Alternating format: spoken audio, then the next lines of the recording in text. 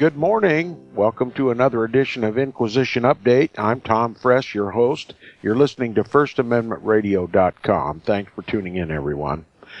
We'll continue now from where we left off yesterday. Rome and Civil Liberty by James A. Wiley. Tremendous Protestant book. Very informative. Helps us to understand that history repeats itself, and the history experienced by England at the time of the papal aggression is being repeated here in the United States of America. Part of that discussion, James A. Wiley, includes nunneries and monasteries, and he builds a convincing case against the monastic orders and against the institutions known as monasteries and nunneries. They're simply pits of vice, is what they are. And more than that, Rome believes that when someone enters a monastic order, they have resigned all of their personal rights and are now direct subjects of the church. And they are prisoners, in effect. Now, for clarity and to spend a bit more time explaining in detail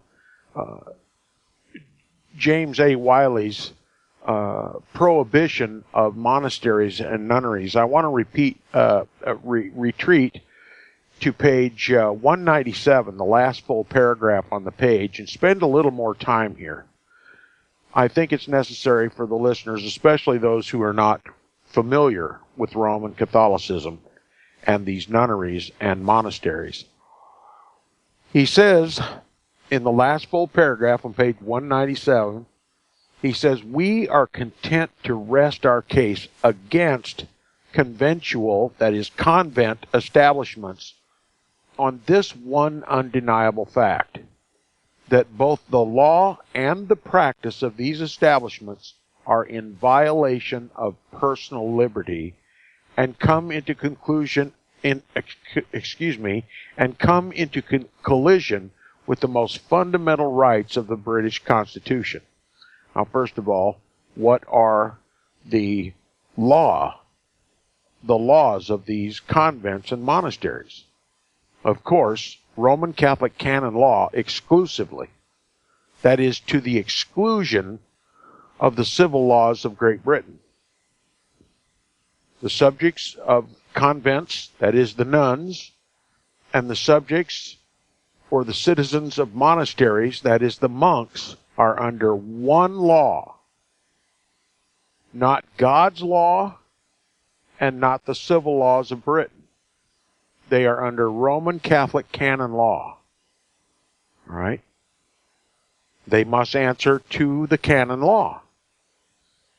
And he says, and one might imagine, one might comprehend that if one is obedient to Roman Catholic canon law, in every area that it differs from the civil law and from God's holy, eternal, and immutable law, it's literally an asylum or an embassy of a foreign potentate. All right, we've talked about that before. And it is literally completely detached from all British liberty and British justice. Okay, that's why they become pits of vice. He says something like an attempt was made to deny this in the course of the discussion in Parliament, but the thing could not be denied.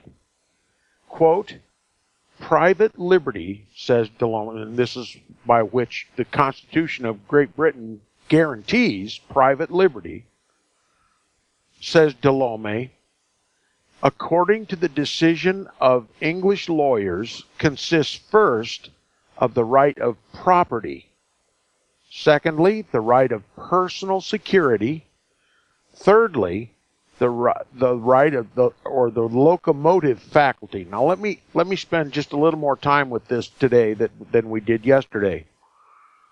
First of all, when one enters a monastery or a nunnery to become a monk or a nun, respectively, they are stripped of all their personal properties. And there are many, many, many examples in history of monks and nuns who, when they were still prospects to join these institutions, if they were found by the priest to be potentially wealthy, in other words, the son or the daughter of a wealthy family, the priest would encourage their prospect to enter the monastery or the nunnery to procure from their parents, their wealthy parents, their inheritance ahead of time. And if that was unsuccessful, then the church would covertly murder their parents so that the children, their sons and daughters, prospects for the monasteries and the nunneries, would receive their inheritance before they entered the monastery or the nunnery.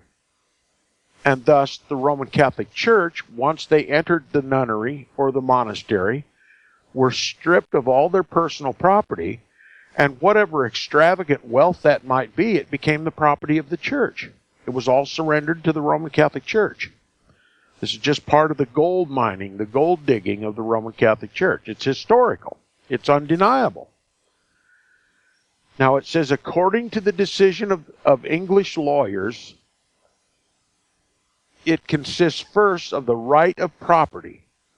If you are at private liberty, which is guaranteed by the British Constitution, you have the right of private property.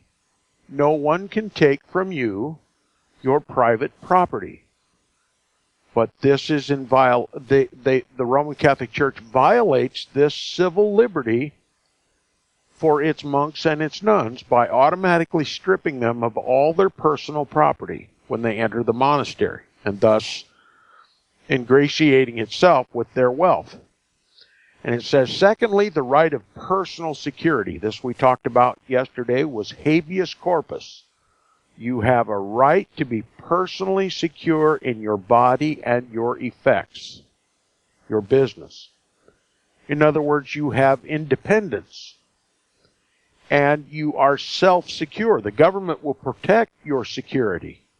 If anyone tries to take you unwillfully, the government may step in with charges of kidnapping or man-stealing.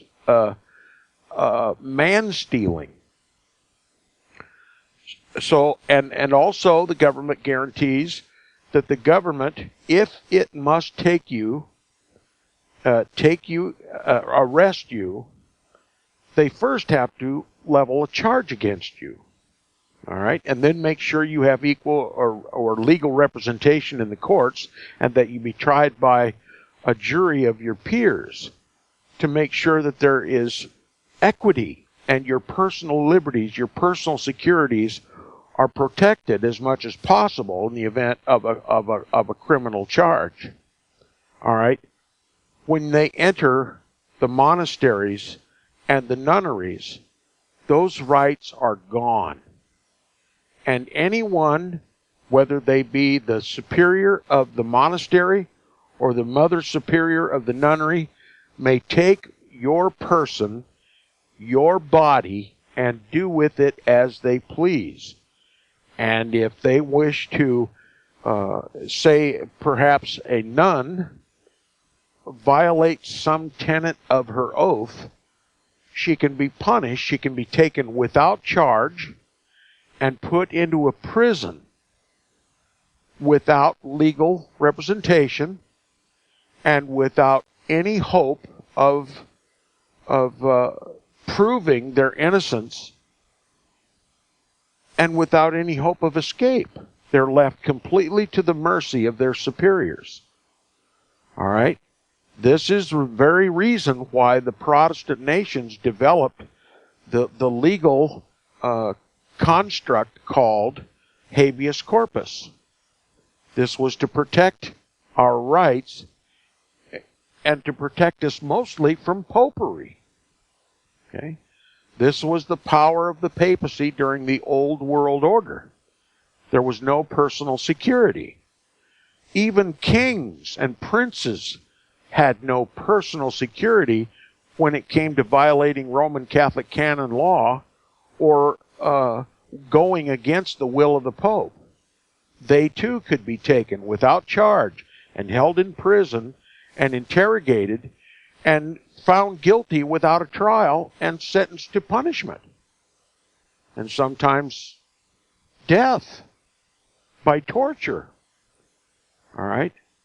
Now, thirdly, the third tenet is the locomotive faculty. In other words, the right to travel, the right to go from here to there, unrestrained mobility, okay? No one can hold, if you take away someone's locomotive faculty, his ability to move about, to travel, to move from one place to another, you essentially make him a prisoner. Okay? Now, the locomotive faculty also includes the right of association or the right not to associate with others. Okay? You have a locomotive faculty. If you fall out of favor with certain individuals, or you discover that the organization that you belong to or the community that you ascribe to is no longer a healthy society or somehow conflicts with your moral conscience, you are allowed to leave. You are allowed to dissociate. Okay? You are allowed to remain among friends. Likewise, you are allowed to join and to associate with other people if you please. The right to associate with whom you wish, the right to dissociate with whomever you wish. These are the three basic rights of any and every Protestant country. The right to own private property, the right to maintain security in your person and your affairs and effects, and your right to travel. The locomotive faculty, the right to move about, and the right to associate with whomever you please, and to not associate with whomever you please. Okay, that's just a little more detail that needed some clarification this morning. Now, James A. Wiley continues. He says, a woman, when she takes the veil, now this is, taking the veil is a term used to describe when a young girl enters a nunnery. She must swear an oath. And then once she is admitted into the nunnery, a veil is placed over her face as part of a pseudo marriage that takes place between the girl, the nun, the prospective nun, and the church. She becomes a bride of the church in spiritual terms, and many times in actual fact. Okay, we won't go into that right now, but you can just about imagine what it is. Now, a woman, when she takes the veil, in other words, when she becomes betrothed to the church, loses all three: the right to private property, the right to personal security, and the right of the locomotive faculty. Okay. She no longer can own property. That is stripped by the church. She no longer has any right of her personal security. She doesn't have any say over her own life. She is completely the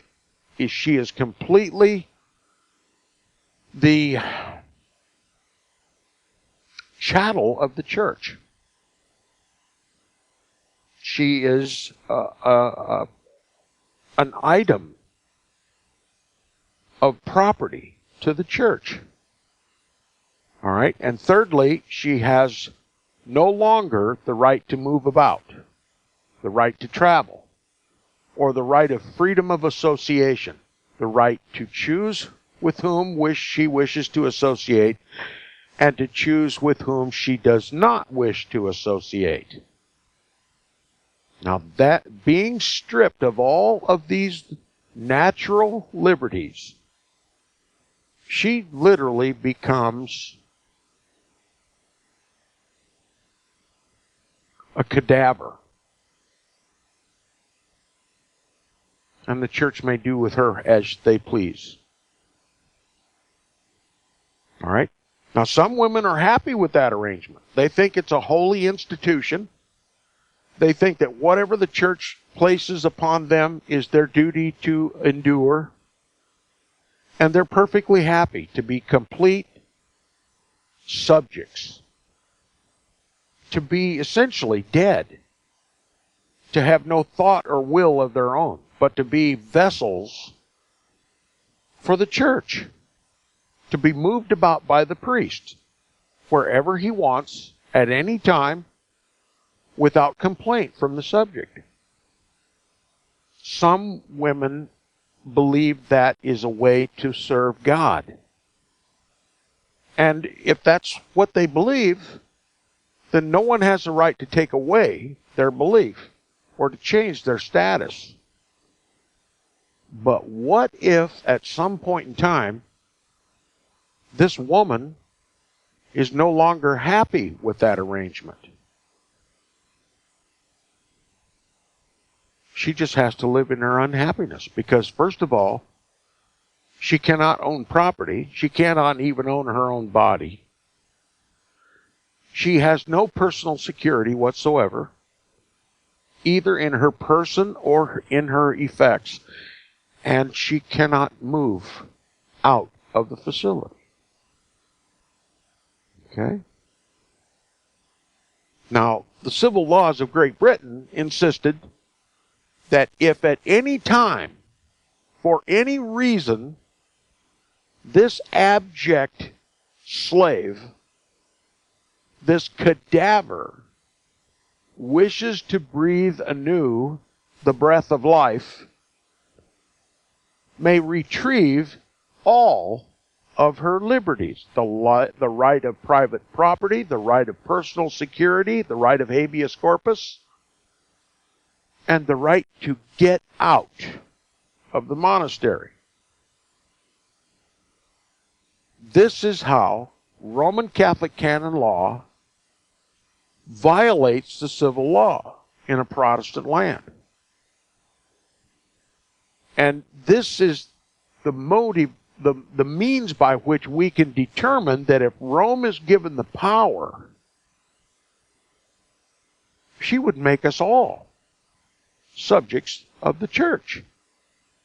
No right to private property, no right to personal security, either in your person or in your possessions or in your affairs and your effects, and no right to move about. No right of freedom of association. No right not to associate. And those rights are already gone from American citizens today. If you say, but Tom, I have a deed, I have a right, I have private property. See, here's my deed. If you study the law, the civil laws of the United States, you realize that through the civil law, while you may call yourself a property owner, you don't own the property. The state owns all property. All property is registered with the state. The state is the caretaker of every physical possession, whether it is house or land. That's what gives them the right to tax you for it.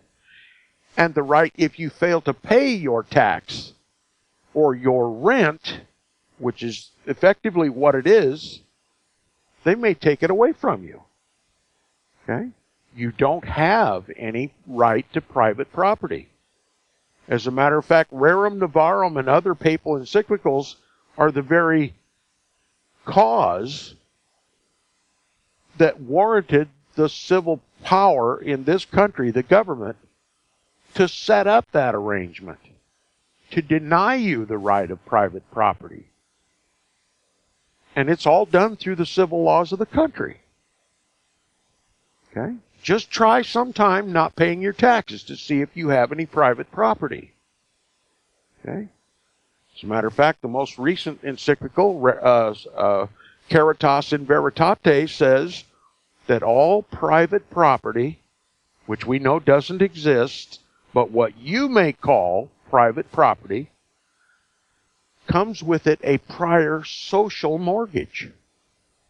In other words, a prior ownership. And that might be the public domain. And eventually will be the public domain. Whatever the state believes that you hold in excess of your needs will be redistributed to the poor. And more than that, the poor will be able to come and take whatever of your property that you hold in excess. As a matter of fact, your neighbor, your poor neighbor, having sympathies for a friend of his who is also poor, may come and take from your property and give to his friend. Okay? A prior social mortgage. Private property is regulated by the tenet of need. Okay? Whereas where there may be a need, there is satisfaction by taking the excesses, which is determined by the state. Whatever you have in excess must belong to someone else. It's given to someone else. You have 2 computers, you only need one according to their assessment. They take one and make it available to someone else. You have 2 automobiles, which both are registered to the state. The state literally owns them. You just pay rent on them in the form of license fees, which, by the way, you must insure against damage. That's required by law, too, that you must pay to insure property that belongs to the state. If you have 2 of those automobiles and someone comes along who has a greater need, they may lawfully take it. That's what Roman Catholic canon law says. All private property has placed upon it a prior social mortgage, a prior social claim.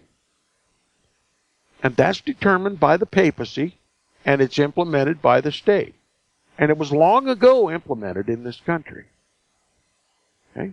You don't even have the right to your own children. At any and such times the state finds justification under Roman Catholic canon law, declaring you a heretic, they may take your children. If you use corporal punishment and it gets the attention of the civil power is authorized to strip you of your parental rights, which you never had in the first place because you registered your child with the state at birth when you received a receipt for that transaction called a birth certificate. So you are born without personal security. You are born without the right of private property. Okay? And the locomotive faculty has been denied you since you have to travel with a license in your pocket. And at any and such time as the state feels you are unfit to locomotate, they can take away from you your license. This is how Roman Catholic canon law is enforced upon all of us through the civil power. That's what makes us all Catholics and subjects of the Roman Pontiff without our knowledge and consent. Or rather, without our knowledge, we all consented to it. That's the real crime. We'll be back right after the message. You're listening to Inquisition Update on First Amendment Radio.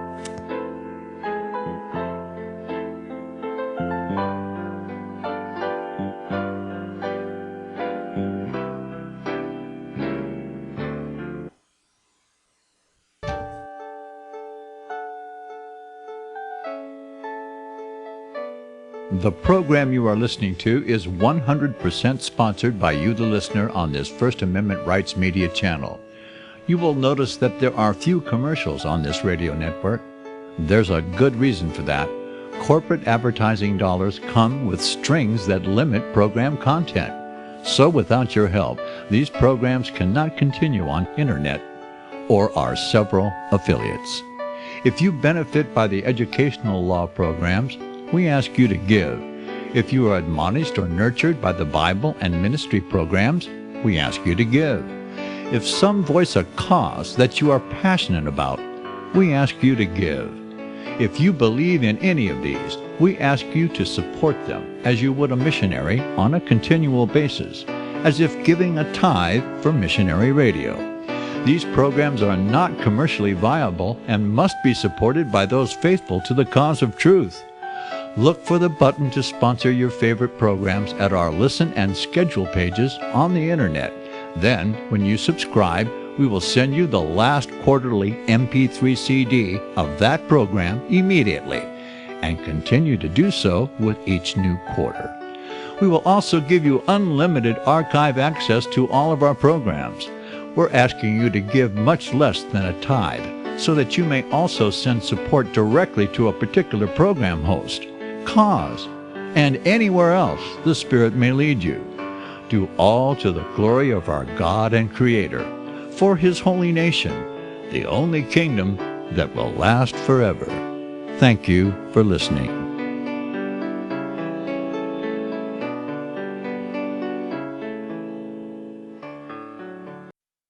Visit crosstheborder.org, CROSS, crosstheborder.org, to get your print, EPUB, or PDF version of the book, The Rapture Will Be Canceled. That's crosstheborder.org. I know you all want answers, and believe me, so do I, and I'll do my best to get them. Despite Nicolas Cage's promise to do his best to get left behind rapture answers for us, don't hold your breath. Not everyone believes Left Behind is true prophecy. Some may even regard as conspiratorial the mainstream re-release of the Left Behind movie with actor Nicolas Cage portraying the main character as an attempt to further reinforce in the minds of all this perception of false prophecy in order to condition the masses for the play about to begin. If you want true Bible prophecy answers, get the book, The Rapture Will Be Canceled. The author exposes the Latin rapture origin, the 7-year tribulation deception, true Bible revelation of Daniel's 70 weeks, the abomination of desolation, the restrainer, America in the Revelation, the image of the beast and the mark of the beast, and the truth about God's chosen people, and so much more about Bible prophecy. This book will shatter the Left Behind paradigm of future events. Get the book, The Rapture Will Be Canceled. Visit crosstheborder.org, CROSS, crosstheborder.org, to get your print, EPUB, or PDF version of the book, The Rapture Will Be Canceled. That's crosstheborder.org.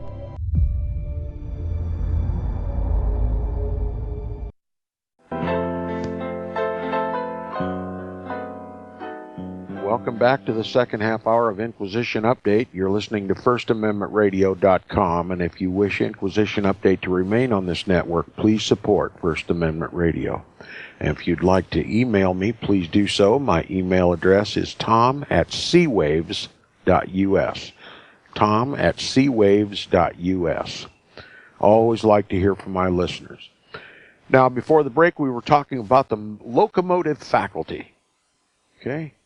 Your right to travel, move from place to place.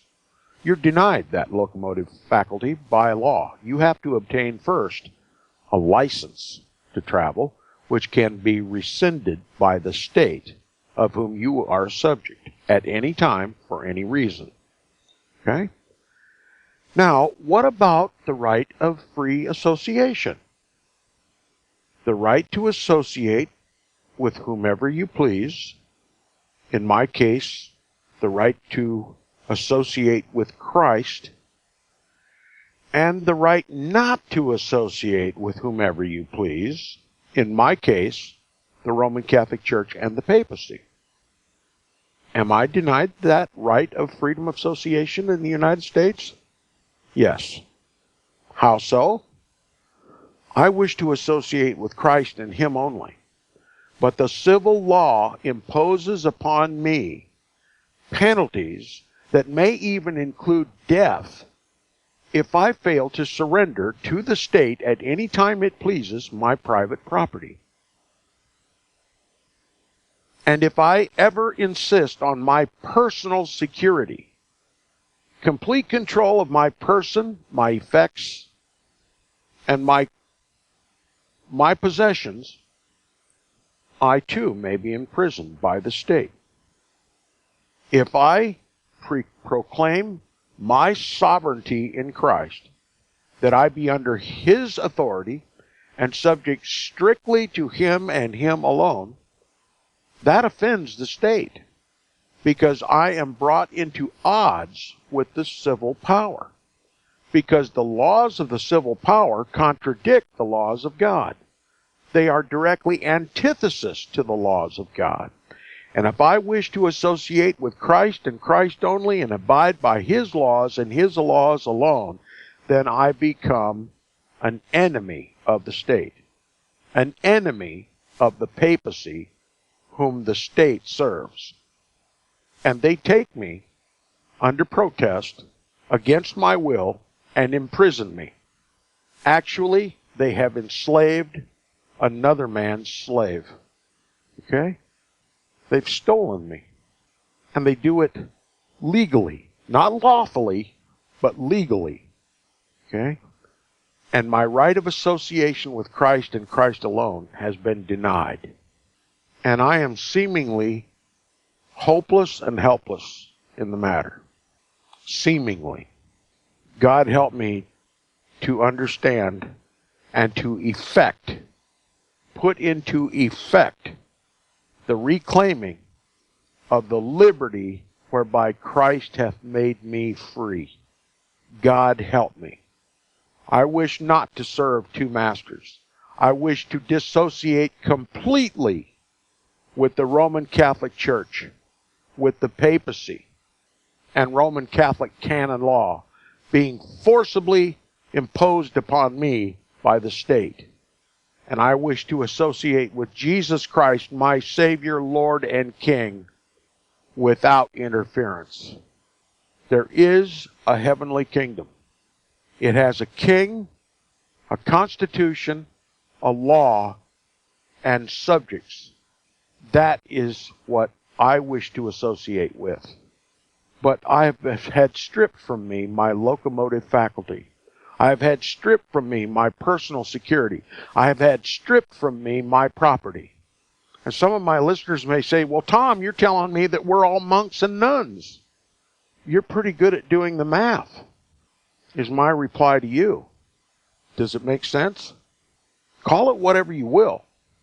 Call it whatever you will. We are subjects of the Roman Pontiff, though we profess Christ with our lips and seek to serve Him and Him alone. We have been made slaves, monks and nuns in the Roman Catholic Church.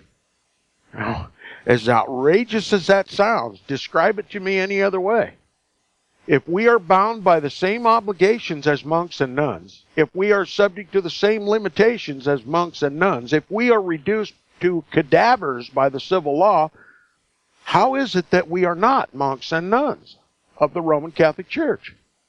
Now, James A. Wiley continues, a woman, when she takes the veil, when she becomes a nun, loses all three: the right of private property, the right of personal security, habeas corpus, and the right of the locomotive faculty, the right to move about, the right to associate with whom she wishes, and the right not to associate with whom she wishes. She becomes as one dead and in the grave. Body and soul, property, person, and locomotion are under the dominion and at the disposal of an absolute and irresponsible authority. In other words, an authority that is not responsible to anyone, God included. That's the papacy. But it may be said it is in her power to surrender all of her rights if she so please. This we grant. It is in the ulterior results that the grievance lies. The nun may discover that she has been entrapped into her vow, or she may come to regard it as unlawful, and so wish to recover her rights. Okay? What if that nun, or you, or me, suddenly discover that we've been entrapped, and that we believe that the laws under which we are now bound are unlawful, and wish to recover our rights? It says British law says she has the power to do so at any moment, but canon law says no, she cannot recover them. There is a gulf between her and the outer world over which the law cannot pass to help her, and over which she cannot pass to obtain the help of the law. For among the rights of which she was denuded when the black veil descended upon her unhappy head was the locomotive faculty. Okay? The right not to associate. The right to move out of that association. All right? Whatever the mental or bodily torture she may be enduring, she cannot make known her case. Nor is there any power in Britain to compel a lady abbess, that is, the mother superior of the nun, to produce her for the satisfaction of her friends. In other words, if her friends come to the nunnery and want to see her and make sure she's healthy and happy and wishes to stay in the nunnery, they're denied access to her. Okay? They may suspect that all is not right and wish to have their fears set at rest by a personal interview. But no, they are met at the door of the nunnery by a message from the lady superioress that their relative has no wish to see them and no desire to leave her present abode. Thus the law stands paralyzed at the convent door. The domain within is under the exclusive jurisdiction of the Roman Catholic canon law. And let the oppression practice be what it may, let fetters be employed to coerce the will, fasts, penances, darkness to tame the spirit, let deportation or death itself crown the whole affair, that convent door cannot be opened. That wretchedness the law can neither reach nor remedy. And such is the life of the monks and the nuns of the United States today, including myself. The law has no intention of liberating me from my coerced slavery into Romanism. And that's why Christ has to return, to physically liberate me, to overwhelm my captors with overwhelming force. And God hasten the day. Now he continues, "Oh," said some of the defenders of this system, "there is a habeas corpus act." True, but what use is it? It is stopped at the door of the convent. No habeas corpus in the convent. Habeas corpus must stop at the threshold of the door of every convent. And the United States is a convent.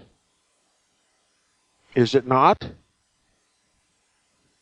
He says it is most effectually arrested and disarmed by the silvery tones of the lady abbess. the poor victim within has just as much consolation in thinking there is a habeas corpus act outside as the sailor on his battered deck has of knowing that there is a lifeboat on the shore, or the famished beggar that there is turtle soup in the banquet room of the Lord Mayor. Disguise this system under whatever sanctimonious pretenses you will. We say it is tyranny, and let even a Russell defend it. It is, notwithstanding, a blow at the root of British liberty. It is a blow at the root of Protestant liberty, which is a blow to the root of Christian liberty. The liberty whereby Christ hath made us free, by taking upon him our sins, and by dying for us. Our faith, our sovereignty in Christ, is attacked on every front. It is denied on every front, both civil and religious, because even the pastors of your church will defend to the death the civil power's right to rule over you, even if you insist to be the subject of Christ and him alone. The churches are no refuge for those who wish to serve Christ and him alone. You must serve Christ and him alone, alone. Neither the state nor the church will help you liberate yourself from the slavery to which we are all bound by law. Okay? There's only one thing a prisoner hates more than anything else, and that is that one of the prisoners escape without liberating everyone else. They'd rather kill an escaping prisoner than to allow him to escape and not liberate them as well. And you'll find your greatest enemies, when talking about liberty in Christ, your greatest enemies will be those who call themselves Christians. All right. The next portion of the book is entitled Paradise with Bolts and Bars. One is curious to know what could be urged against so reasonable a demand as that convents should be open to the inspection of the law. Some of the objections are not a little remarkable.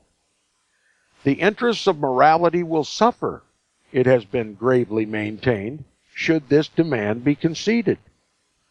You will interfere with the conscience of the nun, and you will teach her to tamper with her oath if you open her convent door and give her an opportunity of escaping.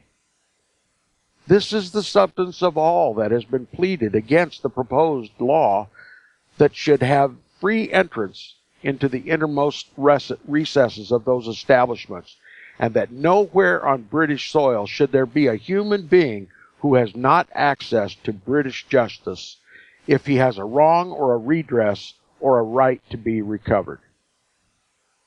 So, some astute lawyer in Parliament decided to propose a law that all of these monasteries and nunneries should be open to government inspection, to interview their residents and to discover whether they are all there of their own free will or whether they are being coerced. But the Roman Catholic Church insists that if the civil power is allowed to come into the monastery or the nunnery, that it has proclaimed itself to be a superior law than Roman Catholic canon law, and that the Queen and the Parliament are more superior in power than the Pope and the canon law. Now, under the guise that allowing the civil power to come in and investigate, that the civil power would be tampering with the holiness of the nun, causing her to violate her oath, instilling in her psyche the will to liberate herself and to enjoy once again the liberties that are guaranteed to her by the state, the Protestant state of Great Britain. Well, that's an attack upon religion. And you know what? They convinced many of the members of Parliament. The members of Parliament completely lost their minds, championing the right of religious liberty over that of the right of the state to protect the Protestant rights of every citizen. Rome reduced it into a discussion of religious persecution. And so the nunneries and the monkeries were left uninspected, and their inmates left prisoners against their will. And no doubt they had the help of the churches in doing that. I hope my listeners are able to understand what is actually happening here. Not only at the time of the writing of this book in Great Britain, but in this country today. Now he says, so then, it is in the interests of morality and of the rights of conscience that the iron gate of the convent is to be kept locked and bolted on the nun. Morality and conscience? The greatest excesses have been committed in the name of liberty, and the greatest crimes have been done under the sanction of morality and conscience. It was never more glaringly so than in the present case. To enforce the conventual vow, and to enforce it often upon a reclaiming nun, a reclaiming conscience, you must commit a great constitutional wrong. You must systematically outrage British liberty. And isn't that exactly what the papacy, through this aggression, is designed to do? To outrage British liberty, to outrage Protestant liberty, to outrage the liberty of Christ? He says, of course, there are nuns who are perfectly voluntary in taking their vows and perfectly voluntary in abiding by it. To these, the opening of the convent doors for inspection brings neither good nor evil. But it is equally well known that there is another class who have repented of their vow, who have come to regard it as immoral, and who wish to recover their natural rights, but who cannot because the conventual law declares their vows irrevocable and eternal. To such the convent is a prison, which inflicts a double slavery, the slavery of the body and the slavery of the soul. It strikes down both liberties, the liberty of the person and the liberty of the conscience, at one single blow. Neither of the twain can the wretched inmate of the convent assert. For a fetter which she cannot break, and which the law cannot reach, compels her to be an unwilling inmate of a place from which she fain would flee, and an unwilling adherent of a system which her conscience abhors. British law and British toleration are both, in the person of the nun, outraged and set aside. It tends wonderfully little to mitigate the horrors of such a confinement, that it is passed amid crucifixes and relics, chantings and vespers, and that a man with a shaven crown, that is a tonsured priest, instead of an ordinary turnkey, that is a jailer, keeps watch and ward. Don't miss what James A. Wiley just said. He equated a Roman Catholic priest of jailer. Okay? He says it is a real imprisonment notwithstanding, and the pretexts that are employed to conceal its true character may in certain circumstances only intensify its anguish.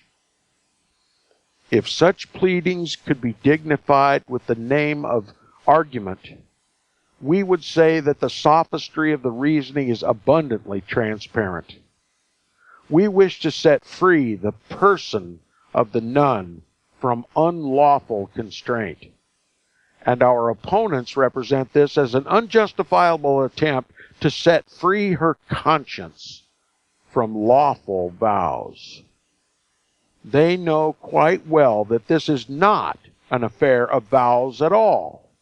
The nun is free to take her vow and free to keep it, that it is a matter betwixt herself and her conscience solely, and we meddle not with it.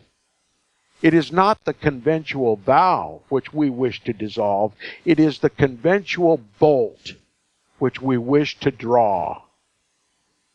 Should the nun wish to release herself from her vow and return to the enjoyment of her natural rights, we maintain that no foreign law, such as the Roman Catholic canon law, has a right to come between her and the law of Britain, which says that she is at liberty to resume these rights at any time and at her pleasure. And when Parliament legislated that the convent door should be opened, it just sided with the priest against the natural rights of the free-born British subjects and declared that the conventual vow shall, in point of fact, be irrevocable. It, in truth, so framed its legislation that canon law shall override British law, and that the jurisdiction of the Pope shall supplant the jurisdiction of the Queen.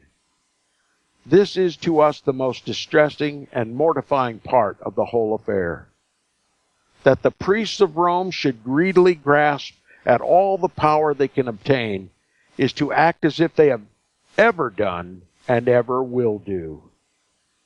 But that the constituted guardians of British freedom, who pride themselves on their nice appreciation of liberty, that men like Earl Russell, who charged the Grand Duke of Tuscany with murder for delaying to open the prison doors of the Madii, should by express legislation enable popish priests to do in Britain precisely what the Grand Duke did in Tuscany: imprison unto death free-born men and women, the subjects of the British Crown, is astounding and unnatural. Have our statesmen a double conscience?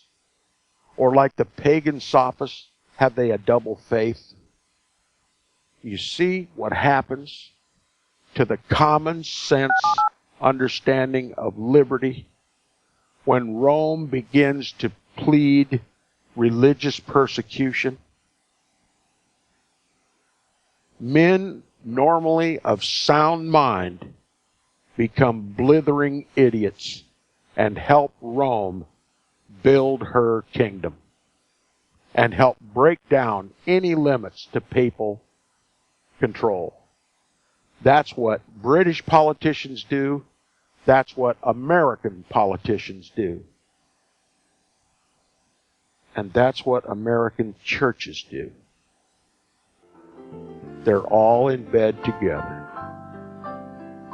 I'll see you tomorrow.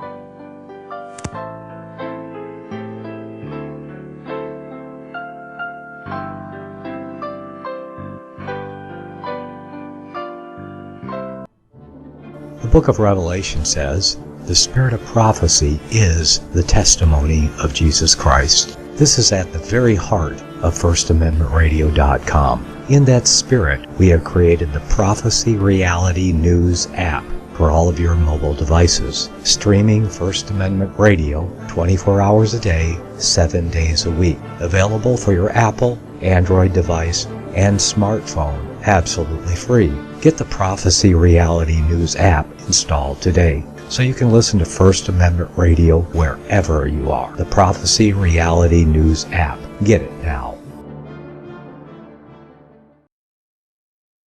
Since the beginning of time, kings have sought it, nations have fought for it.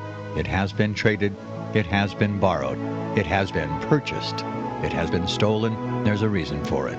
To secure the blessings of liberty to ourselves and to our posterity, invest with the security of gold and silver.